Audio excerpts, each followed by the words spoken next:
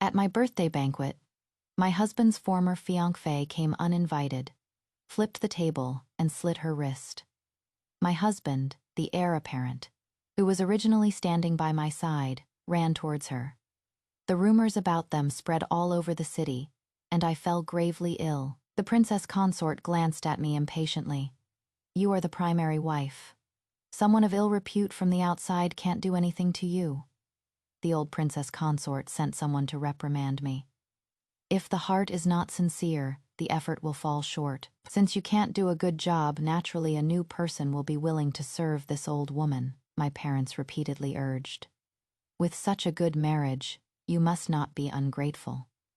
I was in a daze as if I had returned to my wedding day. He unwillingly lifted my red wedding veil, his eyes as if holding solid ice.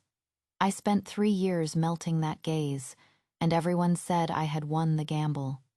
But how many 3-year periods can one have in a lifetime? I, Shi Qian, am no longer willing to be a gambler. 3 years into our marriage, Shi Jingyao asked about my birthday for the first time. After I told him, his gaze was sincere, and he said he wanted to hold a grand birthday banquet for me. After he left, Pei Fang was beaming with joy. "Miss, this means the young master has finally taken you to heart." I nodded subconsciously, but then vaguely remembered that my birthday celebrations at home had always been lively. Only these 2 birthdays after marrying into the prince's mansion have been messy. The first time, because of the heir apparent's cold shoulder, no one in the prince's mansion cared about my birthday, and Pei Fang and I ate a bowl of longevity noodles with tears in our eyes.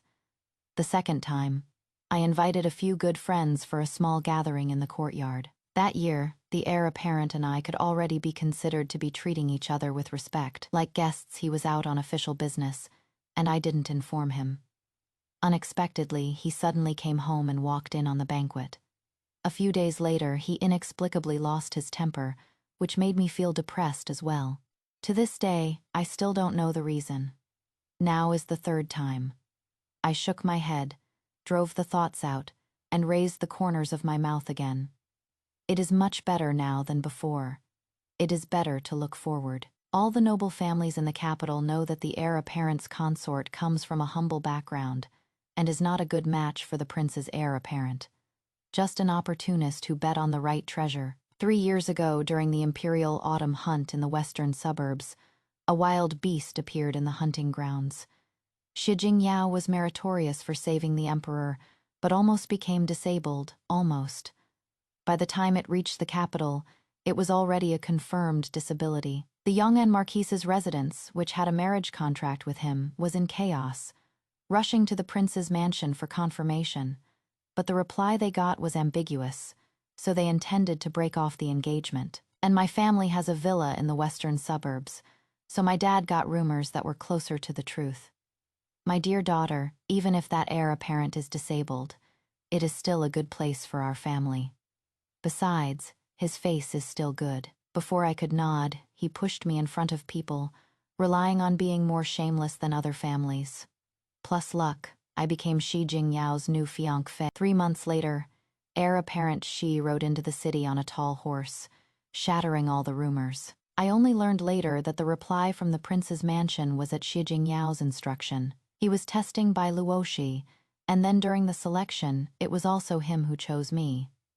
I suppose he chose the one with the lowest birth to piss off the Marquis Yong'an residents. His test drove Bai Luoxi away. In a fit of pique, he got involved with me. As the biggest beneficiary in this turmoil, I too had secretly rejoiced. I heard that Marquis Yong'an tried to save the engagement several times, and his legitimate daughter, Bai Luoji, also exchanged letters with Shi Jingyao, but nothing came of it. "I've already secured the engagement for you. How to win his heart is all up to you." My dad doesn't breathe a word about the advantages his Inzan laws from the prince's mansion bring him and his brothers in their affairs, as if it were all for me. But I was already used to it. I was immersed in immense joy, priding myself on having had good luck since childhood. With a sincere exchange, I don't believe a good hand can be played badly. It is just that now, I'm not as certain as I was before. On my birthday, makeup cases covered the table. Pei Fang was in high spirits. She had suffered many grievances after following me to the Wang Fu, and now she carried herself with a triumphant air. "Miss, how about this hairpin? This is the dowry that Madam had made for you." She picked up a hairpin and held it to my hair, and I smiled faintly. "You choose. They're both fine." I let her doll me up. I felt a bit uneasy, but had no one to tell. I used to think I deserved all the good things in the world. Although I was born into the family of a minor official, I never thought little of myself. But now, I'm timid in the face of such a grand occasion, even if it is for me, and especially because it is for me. 3 years of life in the prince's mansion have only taught me time and again not to have delusional thoughts, leaving me disheartened. "Crown Princess, the Crown Prince has sent someone to ask what color clothes you are wearing today. He and I don't live together. It has been like this ever since he moved out 3 years ago." The attendant bowed in front of the courtyard, and all the maids in my court had joyful expressions on their faces. For him to ask this, it means the Crown Prince wants to wear the same color as me to show our affection. "Sky and water and blue." The attendant paused for a moment, then hurried away. Pei Fang whispered urgently, "Miss, the Crown Prince doesn't like to wear this color." I looked out the window. The spring light was warm and gentle, a fine season. But I like it. Wasn't the Crown Prince asking me? I tried my best to find the self I was before I got married. Although my father didn't favor daughters, he never treated me poorly. I was always poised and generous. I knew what I had and what I didn't, and I would also reach out to ask for and fight for what I deserved. But at this moment, my voice couldn't help but tremble a little. The maid putting on my earrings was momentarily careless and pricked my ear, causing a bead of blood to emerge. She immediately knelt on the ground, her knees making a crisp sound as they hit the floor. I waved my hand at her and touched my earlobe. That drop of blood came onto my fingertip, just a tiny bit of red. He actually did wear a blue outfit, but his expression was not happy. The people beside me gasped softly, whispering among themselves. "The heir apparent has never worn such a bright color. It must be to match the heir apparent's wife. That stitching isn't from the household's embroidery room. It was bought in a hurry from outside. The heir apparent's wife is spoiled from being doted on. Only today did she say she wanted sky-tan blue. It is only because the heir apparent is willing to spoil her." Watching secretly, the expression of my noble royal consort mother, Zanin Zanlaw, turned ugly, but she didn't act up immediately. In the past, whenever we went to the palace for a banquet, husband and wife would wear matching colors. I wore dull and boring colors for the heir apparent for 3 years, and no one cared. He just accommodates me this one time, and the people in the residence see 1,000 faults and 10,000 wrongs in me. He walked over from among the flowers, dignified and exceptionally elegant, and extended his hand to me, "Heir apparent's wife." I placed my hand on his palm and replied in kind, "Heir apparent." There were many people of high status at the banquet. Even my mother, Zanin Zanlaw, who dislikes hosting guests, was seated at the head seat early on. But I walked all the way and didn't see a single one of my close girlfriends. Shi Jingyao said he would single-handedly prepare the birthday banquet for me, so I didn't need to worry too much. A few days ago, I made a small inquiry and found out he hadn't invited my close friends at all. Perhaps he looks down on them. The heir apparent's wife he likes has never been the type to drink and chat wildly with a few friends. She must be noble and restrained, associate with aristocratic families, and be impeccable in her dealings with people. But I still sent invitations to my friends in private. But they didn't come. The small wound by my ear piercing was faintly itchy. Though it wasn't a piercing pain, you could never completely forget it. I turned my head to look up at the person beside me, and he immediately lowered his head to look at me. "What is it?" His breath fell on my forehead. Feeling the eyes on us, I quickly said, "It is nothing." Seemingly very considerate, but his strides were big, and it was tiring for me to keep up. "It is obviously my birthday banquet, yet no one here has truly come for me." During the banquet, I made an excuse to get some air, and stood behind the flower bushes listening to people gossip. "The Shizi Fei is of low birth, hasn't borne a child in 3 years. And yet the Wang Fei and Shizi are personally throwing this banquet for her. Didn't they say their relationship wasn't deep? He had a different fiancée before. You can't completely believe the rumors. I think Ershia is very fond of her. All the prominent figures in the city were invited. It is just a junior's birthday, and not even a milestone one. If this were any other family, who would care? This is the effect Shi Jingyao wanted to achieve, and it should also be what I want. For a daughter Zan in Zan law who marries into a prominent family. What they want most is precisely this kind of face. I should be content. Returning to my seat, all I could see were smiling faces. I responded to each one, trying my best to be a proper heir's consort. Shi Jingyao held my hand to greet his good friends. Among them, some were kind and enthusiastic. Some were just going with the flow, and there were also those with complicated expressions. I just pretended I couldn't tell.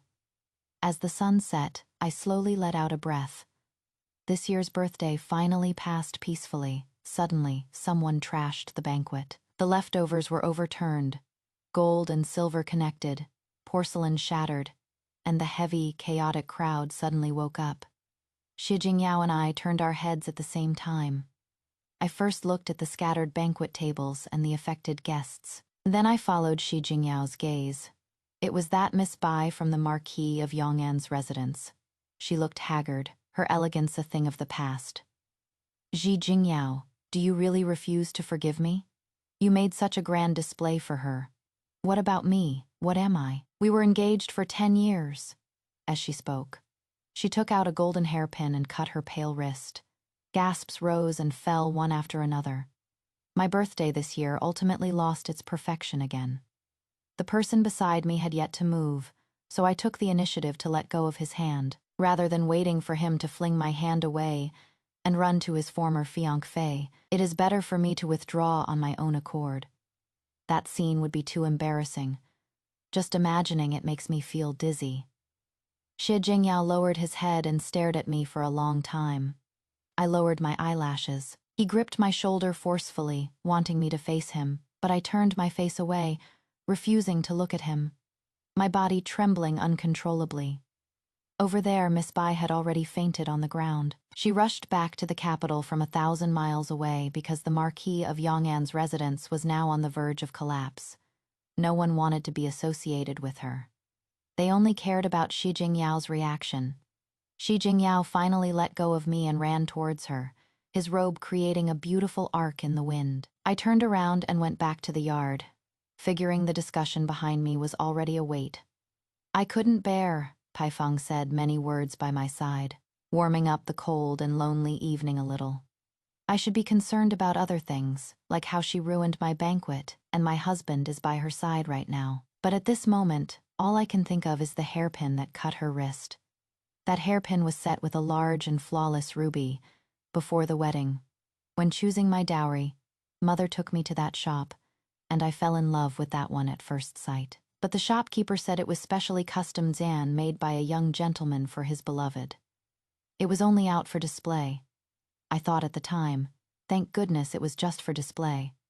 I was only thinking about how much I liked it and forgot to assess my family's financial means. A top Zan tier gemstone like this, even if the shop were to sell it, I couldn't afford it. Later, Mother picked out a smaller ruby for me, also set on a golden hairpin, and chose the same style as that one, though the materials are a grade lower. I hope my child will meet a good husband, just like that young lady. But Mother didn't know that my beloved's heart already belonged to someone. And it just so happened to be that young lady. I can never touch that girl's happiness. The golden hairpin is second Zan class, so the feelings are also second Zan class. My emotions were on the verge of collapse. I stopped abruptly, pulled the hairpin from my head and threw it into the water. Paifeng exclaimed, "Miss, how could you, Paifeng? I don't want to be second Zan rate." I just shed 2 lines of clear tears, but Paifeng's face was already streaming with tears. She doesn't understand why I threw the golden hairpin, but she understands my suffering and grievances. Plays always depict that heaven won't let down a person with a heart full of toil, as if holding on tightly for a long time will make it your own. But love isn't like that. If you're not of one mind, No matter how physically close two people are, or how harmonious their reputation is, it is still like a fishbone stuck in the throat. I returned to the courtyard without a word. Xie Jingyao took Bai Luoxi away, leaving my mother Jianin Jianlaw to clean up the mess.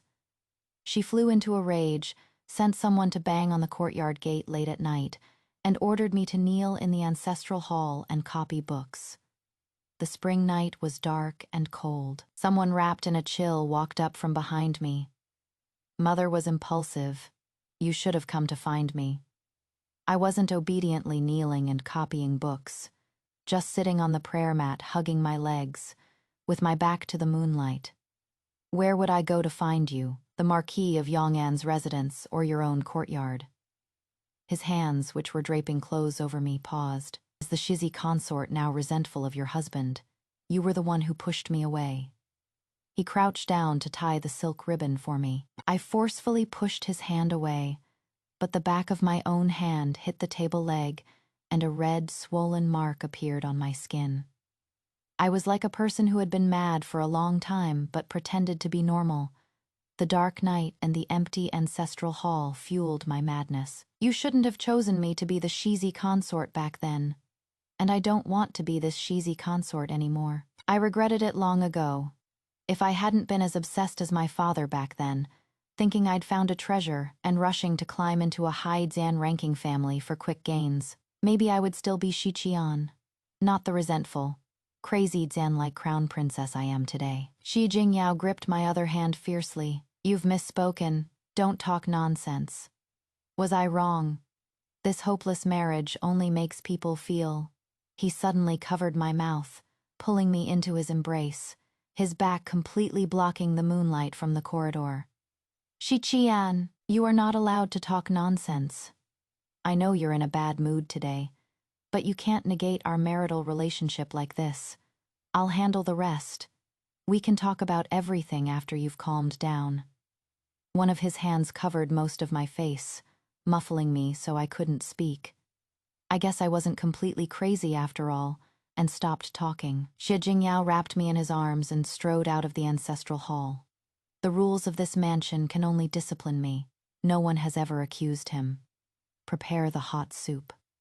The maids in the courtyard started to scurry around, their footsteps on the floor giving me a headache. I thought I was trembling with anger, but it turned out that the cold had entered my body and I had fallen ill. I was turned over and warmed up, gradually losing consciousness, a paper tiger blown up by the wind. As soon as the wind stops, it falls to the ground. I lay in bed for 2 days, my mind in a daze, huddled up like a quail, avoiding news from the outside world. Xi Jingyao sat by my bed for 2 days. I didn't have the strength to speak harshly like that day, and I couldn't drive him away either. I just tried my best not to look at him, hoping to feel a bit more at ease. I never touched her. I just arranged for the female servants and the doctor. I turned over to face the wall, but he was still rambling on. She is in a difficult situation now, and I'm just refraining from kicking her while she is down. It has nothing to do with anything else. The Shizi consort should know me. What do I know? I only know that his 10-year marriage contract with her was once a celebrated story passed around the capital. I gradually couldn't hear his words clearly anymore. I just felt suffocated. Shizi, you don't need to say anything more to me. He held my shoulders and forced me to face him. What do you mean by this? You've been very strange lately. I pushed his hands away. I have a headache. I can't listen to people talking. 2 years ago, when he caught a cold, I merely asked the young doctor a couple more questions in a low voice outside the door. He got angry, furiously shouting that I was being noisy, and never summoned that doctor for a consultation again. His impatience at the time left me with no dignity at all. I repeatedly tried to be understanding as he was ill, and still served him attentively until he recovered. But Shizi Shi is not me. He can't stand hearing a single word that displeases him, so he suddenly got up and left. I finally got some peace and quiet. A moment later, Pei Fang rushed in. Miss, the Shizi is in a terrible rage. Outside, the courtyard was full of kneeling servants. When my words were relayed, they looked at each other in hesitation. My words telling them to rise were useless, They are only loyal to the true master of the prince's mansion. These ungrateful things, let them kneel to death. I coughed twice. My head ached with a pulling pain, making me dizzier. Pei Fang, you are not allowed to kneel. I only need Pei Fang. I only have her. The next day, my good friend brought me a birthday gift, a set of exquisite hairpins and rings. The value far exceeded previous gifts. I guess they made it together. The mansion was full of rumors inside and out. Now I'm just glad they didn't come, so they didn't have to see my shameful birthday banquet with their own eyes. Shi Jingyao lost his temper that day, and the people in the mansion also saw that I was just a clay bodhisattva with a golden body, without my husband's love, and had angered my mother Jan in Zanlaw. No matter what marriage is finally made, it can't compare to the sincere feelings for a fiancée of 10 years. My food and clothing here became more and more casual day by day. Pei Fang angrily cut off the withered gardenia. This kind of situation is just repeating itself all over again. 3 years, reappearing again. This is the marriage I worked so hard to manage. 3 years of waiting, only to get a fleeting spring warmth in the afternoon. He sent over a set of head ornaments. I didn't open it to look, and had Pei Fang put it in the trunk. The heir said, "If your highness the heir's wife thinks it is not good enough, he can go to the storeroom to pick again." Yuan Ju, who came to deliver the gift, was the son of the heir's wet nurse, and grew up with the heir since childhood. At this moment, he stood stiffly under the corridor, his waist bent even lower than before. I quietly gazed at him, not speaking for a long while. In the first year, when I went to look for Shi Jingyao, 9 times out of 10 I could only find Yuan Ju. He would always bow slightly to me. "Your Highness, the heir is busy right now. Outsiders are not to disturb." Seeing that I wasn't speaking, the old woman beside me muttered, "When has the young master ever taken the initiative to offer a way out?" Still putting on airs. Her voice was not too loud and not too soft, just enough for me to hear. "I do, in fact, have something I need to see the heir about." Yuan Ju bowed again, and I pointed with my hand. "Have the heir send Mama Fang back. I am of humble status and cannot use such a precious servant as her." That servant woman was Yuan Ju's mother, Shi Jingyao's wet nurse, ever since he placed this great Buddha in my courtyard. Outside the courtyard gate, I had to serve the old princess consort and the princess consort. Inside the courtyard gate, there was also an old dowager watching me. "It is not good for your highness to do this. Your highness's background is different from the heir's, so I suppose you don't understand. Your highness is wrong. The heir hates it most when. Miss Bai in the past would never. She criticized everything I did, and Shi Jingyao would only say, 'Wet nurse has been in the residence for many years. You should listen to her more. Your highness, you.'" At this moment she was furious, pointing her finger at me. Yuan Ju quickly stepped forward to stop her. The people in the residence are best at seeing which way the wind blows. The meal sent to me in the evening was once again perfect in color, aroma, and taste. "Your highness seems to be enjoying your meal alone." I didn't reply. Shi Jingyao got up and walked around, duobu to the side of the dressing table. "How do the servants do their work?" Hairpins and rings of this quality are also placed on the young master's wife's dressing table. I turned my head, and what he was weighing in his hand was the birthday gift from a friend. I pushed him away and snatched it to hold in my arms. "My things are naturally like me, not good enough for the young master's eyes. What in the world is wrong with you? What are you throwing a tantrum about?" He grabbed both my hands. The box fell to the floor, and the hairpins and rings inside smashed and scattered all over the ground. I struggled to break free from him with all my might, and in the chaos, I bumped the back of my hand, which hadn't fully healed yet. I hissed softly, feeling dizzy for a moment, and was swept up into his arms horizontally. "Why didn't you apply medicine?" He forcefully held me and finished applying the medicine, then looked towards the dressing table again. "What about the one I gave you?"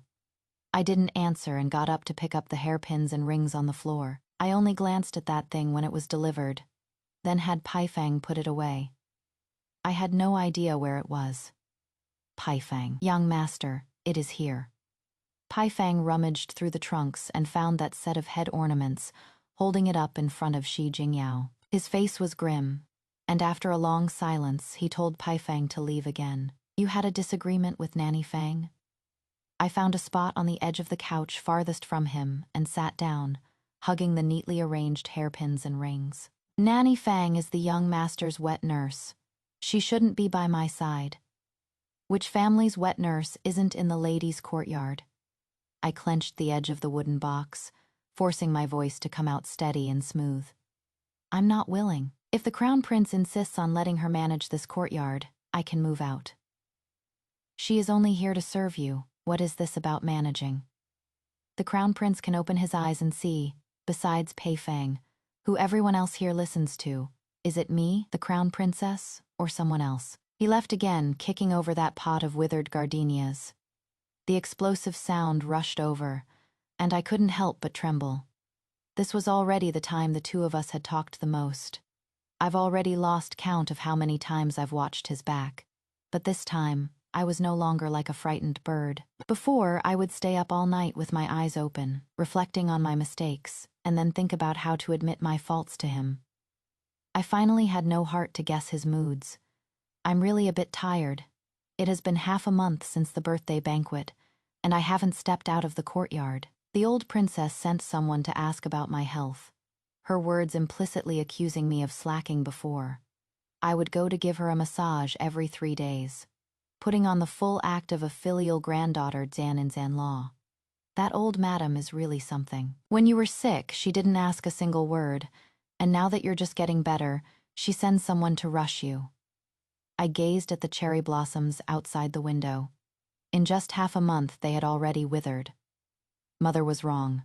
A true heart doesn't necessarily get a true heart in return. Miss Mother is a second wife from a common family who treated people with a true heart her whole life. Father only respected her on the surface, giving her money, but never discussed any important family matters with her. Even for my own marriage back then, she learned of it later than I did. Her elder brother treated her as if she didn't exist, though they had some polite interactions. The second elder brother she had painstakingly raised with her own hands.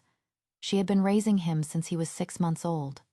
When he reached his teens, if anything slightly displeased him, he would bring up the word stepmother to stab her in the heart. I am my mother's only comfort, and I truly love my mother. She is the best person in the world, and also the person who is best to me. So after I got married, I would unconsciously imitate her, pouring my own flesh and blood into a strange mansion, and then hope for a response. Now she is happily doting on her grandchildren. Father has become more respectful towards her, and my second elder brother has also matured a lot. Many people say that she has finally made it through. Mother often says, contentment is a blessing. But I cannot be content. If I had to exchange 40 years of grievance trapped in a vortex for 10 years of peace, I would rather just leave the vortex sooner. But how can I leave? I went home last year. When talking to my mother in her room about my situation, I had expressed a hopeful plea for help. Mother, if I were to divorce the Shizi, my usually gentle mother's strength suddenly increased, and she gripped my arm. And Anne, how can you say such a thing? What couple doesn't argue and bicker? How can you so casually mention the word divorce? The Shizi and I don't even argue. He doesn't care about me at all. But the prince's mansion is very generous. If we were to divorce, they wouldn't place any restrictions on my personal property. A light unknowingly rose in my eyes. The dowry and bride price are both in my hands. I have my own private property. As long as my family agrees, I can return home, and my living expenses won't trouble them. I just need a little place of refuge. The prince's mansion won't stop me. They've long regretted impulsively settling on a woman like me with no background. As the main consort of the heir of Shia and the future matriarch of the Shia family, I can't bear this responsibility before my mother could reply to me. My father suddenly burst in. Have you lost your mind? If your head isn't clear, then go get it treated. His voice was very loud, and his steps were hurried. As soon as he came in, he knocked over a porcelain vase. I covered my ears in fear, and my mother immediately stood in front of me. "Anan, what is wrong with you?" My father also paused for a moment, and then became even angrier. "When did you pick up this problem? You used to be quite brave. Don't tell me you're pretending just to anger me." I don't know what is wrong with me either. In the prince's mansion, I was tense day and night, either making mistakes or admitting to them. After the new year, I often felt anxious and short of breath. When I hear a loud noise, my ears ring, and when I hear someone's voice, I want to turn around, not wanting to be seen. I'm not pretending, but I felt my father's voice was sometimes far and sometimes near. My own voice was intermittent, and his hand was pointing at me forcefully. "Stop pretending to be weak.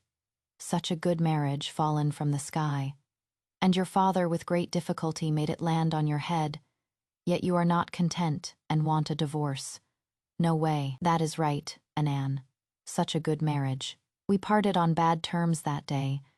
I only remember everyone was telling me, such a good marriage, such a good, even mother said so. How could I ever break free? I tried the methods my mother taught me, to please the old princess consort, to serve my mother Jan in Jan Law, the princess consort, and to pester Shi Jingyao with a sincere heart. After we consummated our marriage at the end of last year, Shi Jingyao's attitude towards me gradually softened. In his arms, I even briefly cured my tinnitus and anxiety. I thought everything could get better. But it was no use. All of this was just an illusion. As soon as the white moonlight returns, as soon as I stop giving for a moment, they will immediately withdraw their condescending favor. I no longer crave the protection of my father's clan. I only beg to leave. Is that possible? The heir's wife doesn't pay respect to her elders, nor does she serve her husband. She stays in her own courtyard all day long, turning a deaf ear to the outside world. She doesn't even know the hottest rumor currently circulating among the noble families in the capital. The Yong'an Marquise's mansion has collapsed.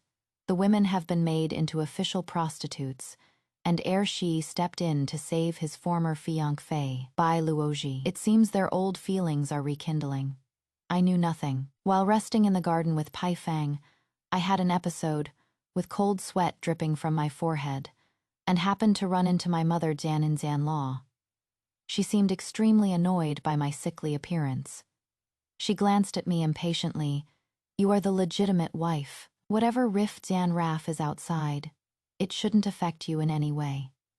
She left after dropping that one sentence. Mother Jian in Jianlaw is the fairest person to me in this manner.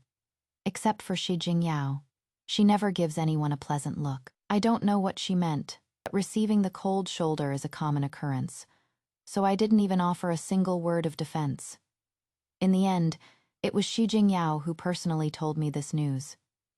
He took the initiative to come to my courtyard again. I have wronged Miss Bai in the past, so I stepped forward to exempt her alone from the punishment. But where is Miss Bai living now? Seemingly not expecting that I would interrupt him, Shi Jingyao was stunned for a moment. Osmanthus Lane, the heir apparent's private residence? Now, not only did his voice sound distant, but my own voice was also unclear. I was overly calm. The person opposite me nodded. It would be better to bring her into the manor. Living in the heir apparent's private residence outside, the rumors will not be pleasant. He was surely about to run off again, so I grabbed his hand. If the heir apparent wishes to take Miss Bai as a concubine, I will not stand in the way. If the Marquis of Yong'an's manor still stood, it would be even better if she could directly claim the position of the heir apparent's primary consort. Everything will be based on the heir apparent's wishes. No matter what you want to do, I will agree. He still suddenly stood up to leave. I took a step, buried my head in his chest, and hugged his waist. He stiffened, then helplessly pulled me into his arms. "Anan, I know you adore me, but you don't have to accommodate me like this." I sighed in my heart. He is a lost cause. His voice still sounded distant and close at the same time. His embrace was of no use to me anymore. "You don't need to worry about this matter. I'll handle it. You haven't been well recently. Grandmother often mentions you. You can go see her when you have time. The rules of the prince's mansion have always been this strange, making the sick person go visit the person who is worried. I gently broke free from his embrace, he added. It is also fine if you don't want to go these days. So I really didn't go. The old lady was furious, thinking my wings had hardened. A daughter Zan-in-Zan-Law's wings harden because her backing is strong. She had been helpless about it for decades, and was no longer willing to tolerate a granddaughter Zan-in-Zan-Law with no background. While Shi Jingyao was away on official business, she went against everyone's objections and brought Bai Luoji into the mansion. Bai Luoji returned the favor, serving her with all her heart and strength, attending to her better than I ever did before. The old princess consort sent someone to give me a harsh scolding, and then told me not to be an eyesore in her garden anymore.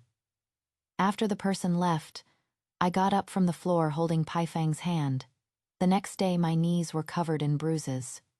I saw Bai Luoji once, in the quiet garden. Her eyes were actually filled with nothing but hatred. Xie Jingyao returned to the mansion and rushed to my place first thing. I never intended for her to enter the mansion. It was grandmother who got the wrong idea. He insisted I give him my opinion, so I could only nod. It is good this way now. He immediately raised his voice, his eyes wide. What is so good about it? My ears ached, and I unconsciously moved a little farther away from him. It is good for Miss Bai, and good for grandmother too. The heir apparent doesn't need to trouble himself anymore either. He obviously cares about Bai Luoshi in every way, yet he wants me to think he doesn't. He left in a rage. I'm puzzled. These 3 years have not been enough for me to see the renowned young Lord Shi clearly. The only thing I saw clearly was that he is not right for me. My fear of the prince's mansion can't be cured overnight. I can cut ties with other people, but I can't afford to offend Shi Jingyao. However, pleasing him is also a familiar task. It is not difficult for me to pick it up again. I must be completely mad from a madman's perspective. I'm starting to feel that Shi Jingyao is very easy to understand. He gets angry easily, but as long as our skin touches, he would calm down unconsciously. In the past, I used to give him long, Zan-winded explanations. I speak to him in a low voice, and most of the time he can also be calm and composed. He insisted on asking me why I didn't wear that set of head ornaments. I said in a gentle voice, I don't like gemstones, Shizi. Why don't you gift me a new set? He would also go to the storehouse to pick another set for me without any hard feelings. At an inopportune moment, I thought of that ruby hairpin. The shopkeeper had once told me about the difficult process of making it, but he seemed like he would never be in that kind of mood to find one for me again. All I could get was something dug out from the storeroom. Good thing I didn't care anymore. I didn't care about him, and he, in turn, acted like a normal person, and I did too. With him protecting me, no one else could touch me at all. I had the time and space to do my own thing. In the past, I once saved a wandering Taoist priest. My father said he was a charlatan, and that saving his life was enough. I shouldn't get involved any further. He didn't want to get involved with me either. After he recovered, he left without saying goodbye, not even a word of thanks. But then a year later, he threw a book into my carriage while I was out. Inside was a prescription called the long sleep potion. I used a little bunny to test the potion. It did indeed wake up miraculously after a breathless long sleep. It is just that before the long sleep, it would be weak for several days. Every day my heart was in my mouth as I stroked its warm fur, terrified that it would never wake up again. Pei Feng didn't ask a single question, but she stood guard outside my door every day, keeping an eye on every little thing. It was only when I occasionally gazed into the distance that she would hold my forearm tightly. Miss, you have to take me with you no matter what you do. After the little white bunny got better, I took the rest of the potion in the evening. I coughed up a mouthful of blood, and then my body grew weaker day by day. Xie Jingyao was always around me before. I used to beg to see him, but it was difficult. Now he has moved all his things in and squeezes onto my bed every day. His expression flustered, rambling on about something. I can't even find peace while I'm sick. Sometimes he talked so much that my ears hurt. I reached out to cover his mouth, but my hand fell on his neck and shoulder, thinking I wanted to speak. He moved his head closer. The golden crown he wore was so bright, it hurt my eyes, so I had to half-dan open them and speak weakly. "Husband, it hurts a little." He suddenly became even more frenzied, crying and laughing, with tears and snot streaming down his face. It was a bit unsightly, so I closed my eyes. They went through many doctors, one after another, and one day they even brought in a Taoist priest. I held my breath, but after he left, Shi Jingyao covered his face by the window for a long time. That Taoist priest didn't find anything. Afterwards, I was out cold for half a day, and when I woke up to Shi Jingyao's frighteningly tense face, I was startled. He was too close. I couldn't even turn my head, so I sighed. "Husband, dirty." My vision flickered for a moment, and he left my bedside. "I feel sorry for that rabbit. I'm so miserable after taking the medicine. I don't know how many days passed in my days. Even Peifeng was blocked outside by Shi Jingyao, and I could only see him every day. He wore such gaudy colors, they made me dizzy, and he talked so much. It made my head hurt. He left, and I was suddenly very sleepy. It must be the last day. Ann, wake up." I opened my eyes, and he was wearing a bright red wedding robe. He held me and draped the outer robe from our wedding over me, which I hadn't taken care of for 2 years, and it carried a very faint, musty smell. He then covered my head with a red cloth before he had propped me up. I lowered my head to retch, but coughed up a mouthful of blood. Shi Jingyao yanked off the red bridal veil, catching the blood with his hand. The blood slipped through the cracks of his fingers, and in that instant, my senses surprisingly sharpened, clearer than ever before. "Ann, what should I do? What should I do? How can I save you?" He was making a racket, his arms around my shoulders trembling non-stop, as I looked towards the door. "Peifeng, I want to see Peifeng." After Peifeng came in, she cried extremely loudly, "After I die, you go too, the Wang family." She was crying too dramatically and didn't respond to me, so I had to look up at Shi Jingyao. Okay, whatever you say." I probably had more to say, but I forgot for a moment after lying down for so long. His tears smashed heavily under my eyes. Like I was dodging the rain, I rubbed against the clothes on his chest as I lowered my head. Before I could rub them clean, I lost consciousness. When I woke up again, I was at Wang Qiang's dowry estate. A group of chattering women was gathered around me. The effects of the medicine should have worn off by now. Why is she still asleep? If the child should be awake but isn't, she is probably just lazy. If she doesn't wake up soon, let's divide up her dowry. Miss Wang. Haifang's resentful voice came from outside the crowd. After spending 3 years at that Wang mansion, this girl Peifeng has also become dull. I sighed and struggled to open my eyes.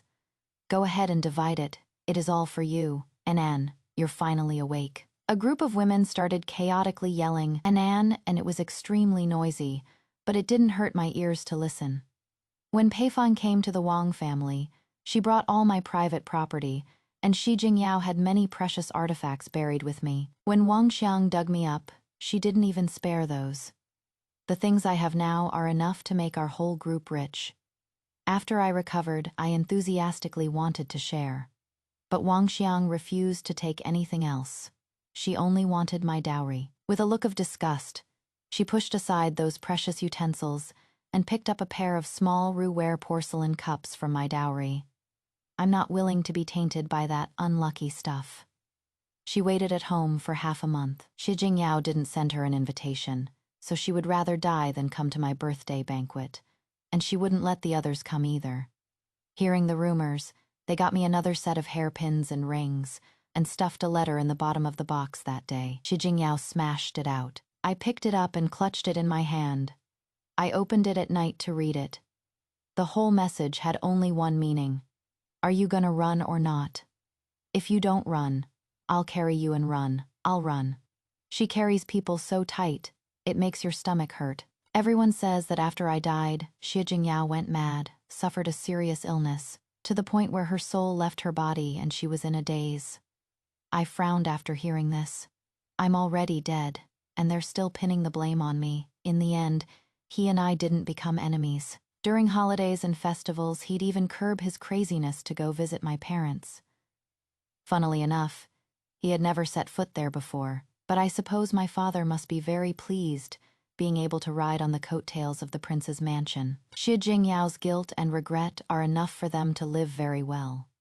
As long as he is doing well, Mother won't have it too bad. If I die, Mother will be sad. But to her, Father is always the most important, and in the future it will be big brother or second brother. I am unfilial. I won't be able to care for my parents in the future. I can only do my best to leave the this good son Zan and Zan law they've been yearning for to my parents. My long Zan standing resentment, on the day I left him, gradually dissipated in my heart. Later, I heard that Bai Luoshi threw the inner courtyard of the prince's manor into utter chaos. Between him and her, there was a feud I never knew of. I think she is so awesome, but I'm not bad either. I'm doing pretty well these days, too. It is the end of spring again. The cherry blossoms have bloomed, and then the pear blossoms, the peach blossoms. One blooms after another falls. When spring comes next year, the seasons cycle and the rhythm turns, forever without end.